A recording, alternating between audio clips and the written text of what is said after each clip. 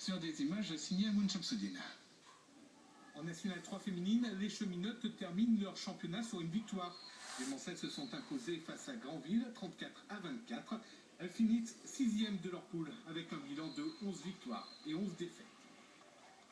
Ambiance de folie au gymnase Jean Rondeau samedi pour la dernière journée du championnat de pré-national masculine, avec le derby entre nos deux clubs sartois, le MSH et l'Entente Conneré-Vibré. Le spectacle était au rendez-vous et la rencontre s'est achevée sur un score de parité entre les deux équipes, 33 partout. Un résultat qui semblait contenter l'ensemble des joueurs. Le CV se maintient en finissant 8e avec un bilan de 11 victoires, 2 nuls et 13 défaites. Le MSH est sacré champion avec 20 victoires, 2 nuls et 4 défaites. Les Manceaux évolueront la saison prochaine en National 3. Et beaucoup de monde autour de cette table. Tout d'abord, le président de l'Entente Conneré-Vibré, Patrick Marais, bonsoir. Bonsoir. Et puis deux représentants évidemment du MSH, le président Jean-Michel Dutisseuil, bonsoir. Bonsoir. Et un des deux co-entraîneurs, Christophe Lala, bonsoir à vous. Bonsoir. On va commencer avec vous, Patrick Marais, beau derby samedi soir. Tout à fait, très beau derby, dans une excellente ambiance. On avait mobilisé nos troupes, puisque c'était la fin du championnat, et puis voilà, le derby sartois, pour faire voir à l'ensemble du handball sartois ce que l'on fait aussi du côté de Conneré-Vibré, puisque nous sommes quand même depuis quelques années un club représentatif. Et donc la présence de nombreux spectateurs et puis un bon niveau de notre équipe première, notamment en première mi-temps, qui a fait qu'on a eu un excellent match. Comment vous l'avez vécu ce match, Jean-Michel? D'une manière très bien. D'ailleurs, j'étais dans le public du côté de l'ECV. Ah oui, on a vu ça. Donc, il n'y avait plus de place de l'autre côté. Non, c'était une soirée très agréable. Christophe, par contre, en grosse frayeur à la mi-temps. Pour votre équipe, vous avez dû faire appel à un joueur de champ pour assurer les cages dans la deuxième mi-temps. Oui, je crois que le scénario catastrophe s'est mis en place à l'issue de la mi-temps, quand on a perdu notre gardien, donc Jean-Joseph. On savait que notre deuxième gardien était absent ce week-end-là, il mariait son frère, donc c'était tout à fait excusable. On avait pris le risque de prendre qu'un seul gardien pour mettre le maximum de joueurs de champ sur le terrain pour récompenser le maximum de personnes du fait de la belle saison qu'ils avaient fournie. Et puis là, on a un petit bonhomme de 20 ans qui de lui-même a décidé de prendre une tenue de gardien, une coquille, ce qu'il n'avait jamais fait. William Le Boule, absolument, tout à fait, il le mérite amplement. Il s'est mis dans les buts et puis là j'avoue qu'il nous a surpris parce qu'on ne le pensait pas capable de faire une telle chose. Et bon, voilà, le scénario catastrophe s'est transformé en scénario superbe avec un très beau derby effectivement. Et puis avec la cerise sur le gâteau, que dis-je, la pastèque. Excusez-moi, la soirée fut difficile. La pastèque, le titre qui était inespéré, on n'y croyait pas beaucoup.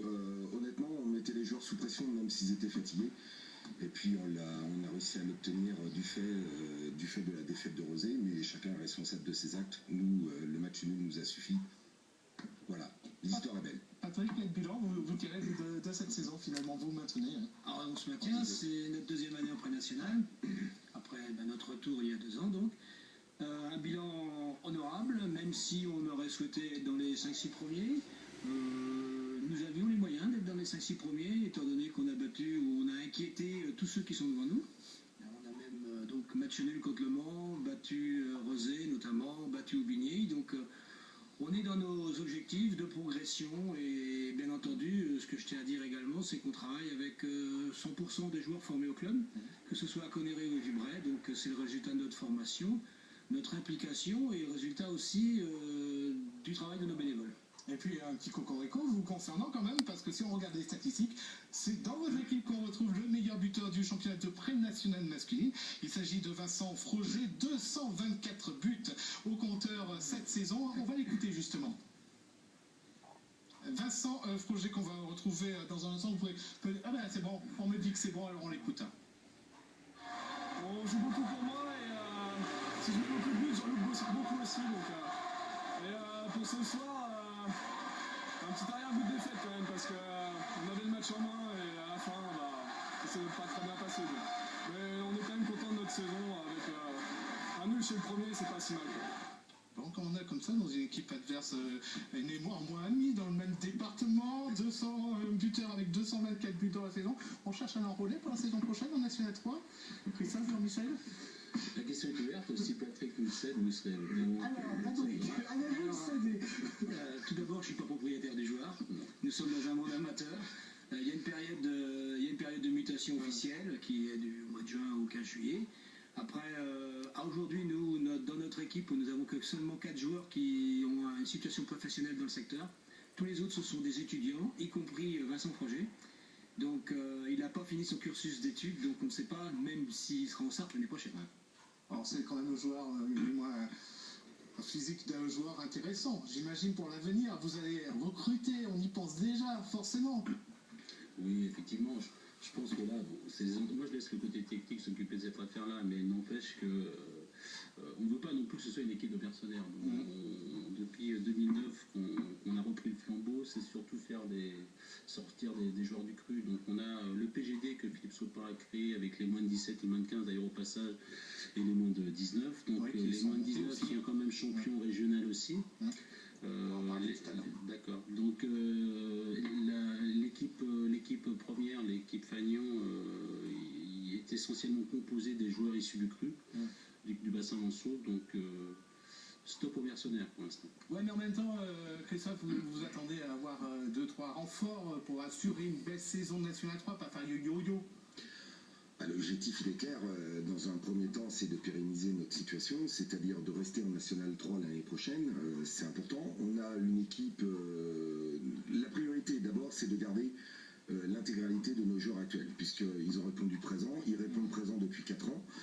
On a un départ annoncé, c'est celui de Germain Gendron. Donc, il nous l'avait dit qu'il ferait qu'une saison. Il n'a fait qu'une saison. Donc voilà, on travaille, on a des contacts avec Philippe, on est en train de pister quelques joueurs. Pour rejoindre Jean-Michel, c'est sûr qu'on ne cherchera pas des mercenaires comme ça avait pu être le cas et qui nous quittent au moindre faux pas. On a un travail qui est fait sur les jeunes, notamment qui est le même travail que fait le CV, donc qui est un travail qui porte ses fruits. Voilà, maintenant on aimerait bien que les clubs issus de quelques régions autres que la nôtre nous les prennent pas trop vite, voilà, qui nous les laissent grandir, mûrir avec nous. Et puis oui, on a des contacts avec des joueurs, maintenant rien n'est fait, mais donc voilà, on y travaille, tout simplement. L'avenir, le CV, comment vous le voyez? L'avenir à court terme ou à long terme? Les deux.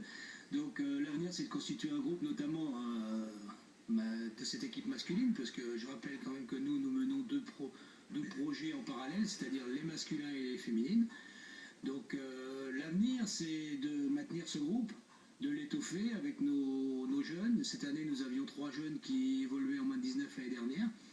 Et puis pourquoi pas revenir en National 3, parce que pour ceux qui s'en souviennent, nous y étions de 1998 à 2001. Ça nous a bien plu, et pourquoi pas y retourner dans les années à venir. Hein. Les moins de 19, on va en parler, justement, qui accèdent à l'honneur région.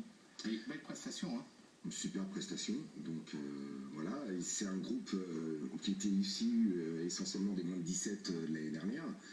Donc l'objectif pour eux, il était très clair, c'était de viser le haut de tableau. Ils ont réussi à faire une perf qui est très bonne. Ça nous ouvre une porte en honneur région l'année prochaine pour notre équipe réserve, parce qu'elle évoluait cette année en excellence départementale. Et ça, c'était pas satisfaisant. Donc voilà, c'est très bien. Mais nous aussi, comme Patrick l'a dit, on a intégré des jeunes cette année. 3 joueurs, 3 moins de 19 ont goûté à la Coupe de France et ont goûté au championnat national. Faut pas leur brûler les ailes, faut leur laisser le temps de grandir tout simplement, mais voilà, il y a le temps et on veut faire fructifier ce bassin de joueurs qu'on a su travailler. Jean-Michel, une saison de National 3, forcément, ça demande un budget beaucoup plus important que la National masculine. Bien sûr. Donc là, on va faire appel aux collectivités locales, hein, donc je prends contact avec le conseil général et puis la mairie du Mans. Mais bon, j'ai toute confiance, hein. François Edon était dans la salle samedi soir, il y avait toutes les instances d'ailleurs du handball aussi, des Pays de la Loire et du comité Sarthe. Donc non, je suis confiant là-dessus. Par contre, maintenant, je fais appel, s'il y a des gens qui nous regardent, aux partenaires locaux. En gros, c'est quoi le budget? Vous l'avez estimé à combien? Le budget pour la saison prochaine, ça va être entre 70 et 80 000 euros. D'accord. Et puis, pour terminer, on va parler de l'événement qui va avoir lieu à Vibré 25 et 26 mai, l'ensemble des finales Coupe Sarthe. Oui, tout à fait. Donc, le club de Vibré s'est positionné pour organiser les finales Coupe Sarthe. Il a été retenu. Nous sommes d'ailleurs positionnés sur d'autres compétitions, notamment les finales de la Coupe de la Ligue. Là, c'était l'Entente Conner et Vibré qui organisait. Ça s'est passé jeudi dernier, c'est très bien passé, avec un match, notamment la finale garçon, qui a été très intéressante.